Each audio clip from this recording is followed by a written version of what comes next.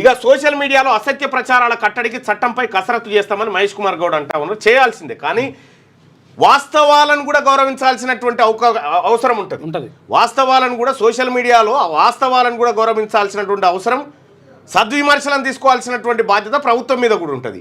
రెండోది, మధ్యప్రదేశ్ ఇలాంటి చట్టమే చేసింది కాబట్టి మేము చేస్తామనేటువంటి మాట చెప్తా ఉన్నారు. కానీ కేసీఆర్ కూడా ఇంతకంటే ఎక్కువ అసత్య ప్రచారాలు చెప్పిండు, చేసిండు. సో ప్రభుత్వం కూడా ప్రజలకు అసత్యాలు చెప్పినప్పుడు మరి ప్రభుత్వం మీద కూడా ఇటువంటి కేసులు పెట్టే అవకాశం ఉంటుందో మహేష్ కుమార్ గౌడ్ గారు చెప్పాలి. సపోజ్ మహిళలకు స్కూటీలు ఇస్తామని చెప్పినాం మనం, అది అసత్య ప్రచారం కింద మరి ఎవరి మీద కేసు పెట్టాలి? 2500 రూపాయలు ఇస్తామన్నాం. మహిళలకు 2500 రూపాయలు ఇస్తామని చెప్పినాం, అది అసత్య ప్రచారంగా మిగిలిపోయింది. దాని మీద ఎవరి మీద కేసు పెట్టాలా? 4000 రూపాయల పెన్షన్ వేస్తామని చెప్పినాం, అది అసత్య ప్రచారంగా మిగిలిపోయింది. దాని మీద ఎవరి మీద కేసు పెట్టాలా? ఈ అసత్య ప్రచారాలు ప్రజల నుంచే కాదు ప్రభుత్వం నుంచి కూడా రాకుండా కట్టడి చేసుకోండి, స్వీయ నియంత్రణ పాటించండి.